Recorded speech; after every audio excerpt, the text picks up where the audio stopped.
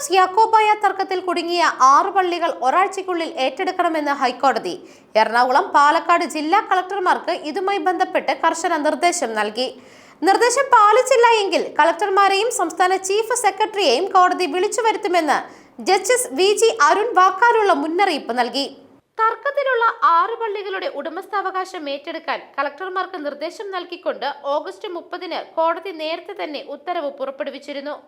യാക്കോബായ ഇടവകക്കാരുടെ തടസ്സത്തെ തുടർന്ന് മലങ്കര ഓർത്തഡോക്സ് സഭയിലെ അംഗങ്ങളെ പള്ളികളിൽ പ്രവേശിപ്പിക്കുവാനും സമാധാനപരമായി പ്രാർത്ഥന നടത്തുവാനും അനുവദിക്കണമെന്ന 2022-ലെ കോടതിയുടെ നിർദ്ദേശങ്ങളുടെ നഗ്നമായ ലംഘനം ജസ്റ്റിസ് അരുൺ ശ്രദ്ധിച്ചതിനെ തുടർന്നാണ് ഓഗസ്റ്റ് 30-ന് ഉത്തരവ് പുറപ്പെടുവിച്ചത്.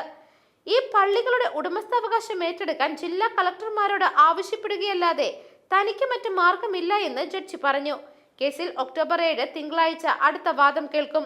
തുടക്കത്തിൽ ഒരേ സഭയുടെ ഭാഗമായിരുന്ന ഓർത്തഡോക്സ് യാക്കോബായ വിഭാഗങ്ങൾ പള്ളികളുടെ ഉടമസ്ഥാവകാശം ആർക്കാണ് എന്നതിനെ കുറിച്ചുള്ള അഭിപ്രായ വ്യത്യാസങ്ങളാണ് ഭിന്നതയിലായത്. ഓർത്തഡോക്സ് വിഭാഗം കേരളത്തിലെ മലങ്കര മെത്രാപ്പോലിത്തയെ പിന്തുടരുമ്പോൾ യാക്കോബായ വിഭാഗം അന്ത്യോക്യയിലെ പാത്രിയർക്കീസിനെയാണ് അവരുടെ ആത്മീയ നേതാവായി അംഗീകരിക്കുന്നത്. കേസിൽ സുപ്രീം കോടതിയുടെ 2017-ലെ വിധി പ്രധാനമായും ഓർത്തഡോക്സ് വിഭാഗത്തിന് അനുകൂലമായിരുന്നു. സുപ്രീം കോടതിയുടെ വിധി നടപ്പിലാക്കണമെന്ന് ഓർത്തഡോക്സ് സഭ ആവർത്തിച്ച് ആവശ്യപ്പെട്ടു വരികയാണ്. News desk മെഗ്നവിഷൻ.